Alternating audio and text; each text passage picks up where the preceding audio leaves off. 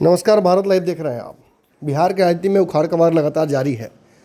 आपको हमने बताया था कि किस तरीके से पिछले जो उपचुनाव हैं उनमें ये तय हो गया था कि चूंकि 7 दलों का गठबंधन बिहार में है तो बिहार में भाजपा को एक बहुत बड़ी चुनौती दी जाएगी और भाजपा को बिहार में कोई भी सीट जीतने नहीं दी जाएगी।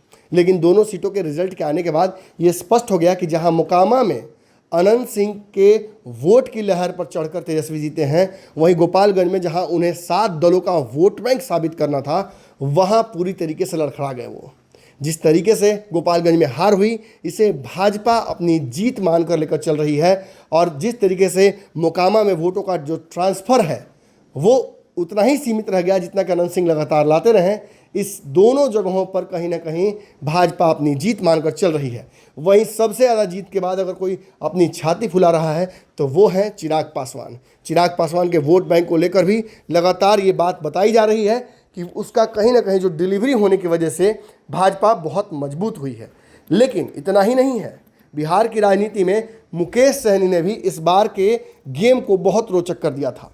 दोनों जगहों पर प्रत्याशी उतारने की तैयारी के बावजूद अंतिम समय में चिराग पासवान की तरह तेजस्वी यादव से बातचीत होने के बाद उन्होंने प्रत्याशी नहीं उतारा, जिसके बाद उन्होंने भाजपा के खिलाफ ताकतों को समर्थन देने का कहीं ना कहीं बात किया और ये भी सुनिश्चित किया कि उनके समाज और जाति के जो वोट बैंक है उसको भाजपा के खिलाफ यानी तेजस्वी के पक्ष में उतारा जाए।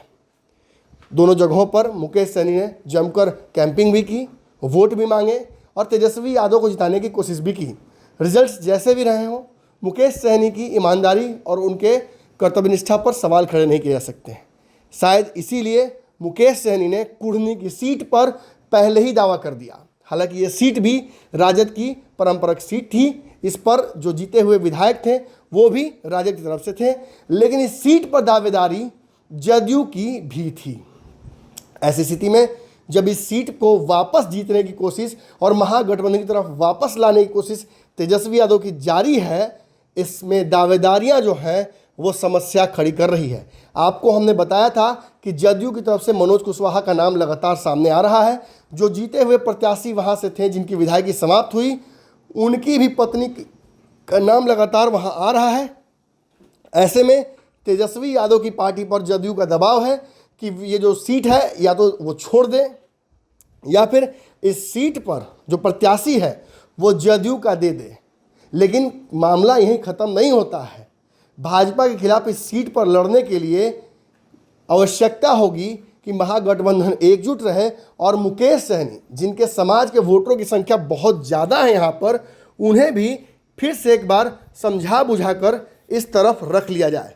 लेकिन मुकेश सहनी ने स्पष्ट कर दिया कि 16 तारीख को वो नामांकन करने जा रहे हैं। इससे बोचहा वाली फिर से फीलिंग्स वापस आ जाती हैं। अभी तो महागठबंधन में मुकेश सहनी की एंट्री भी नहीं हुई थी और ऐसे में अगर मुकेश सहनी ने इतना बड़ा दावा कर दिया है तो इससे बेचैनी काफ़ी बढ़ जाती है। सच पूछिए तो जिस तरीके से भाजपा इस जगह पर प्रत्याशी खोज रही है, उस आधार पर जो बनिया समाज या फिर सवर्ण समाज के प्रत्याशी उतारने की वजह से भाजपा को फ़ायदा होता दिख रहा है।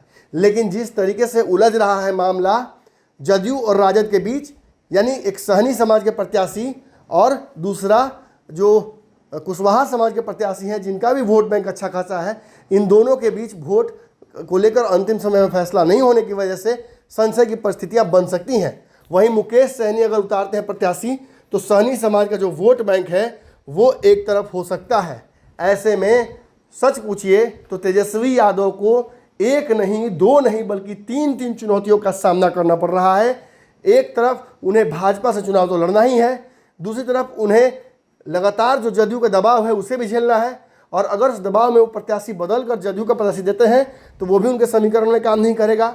इसके अलावा मुकेश सहनी जिन्होंने पहले ही ये दावा कर दिया है कि वो यहाँ चुनाव लड़ रहे हैं और वो जो वोट है यहाँ से मलाहों का वो काट लेंगे।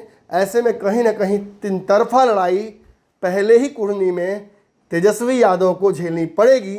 इससे आप बेहतर समझ सकते हैं कि हार जीत पर कितना असर पड़ेगा। अगर ये वीडियो पसंद आई और वह बिहार के राजनीति और बिहारियत से सरोकार रखेनी तो सब्सक्राइब बटन दबा के चैनल के सब्सक्राइब कर ली। ओजे एगो घंटी बा, ओकरा बटन दबा देला से कुल सटीक और मारक खबर रुआ मुफ्त में मिल जाई। अगर रउआ पत्रकारिता के हमनी के नया प्रयोग में सहयोग कर चाहतानी तो ज्वाइन बटन दबा दी। पेटीएम नंबर नोट कर ली 9386816700। धन्यवाद।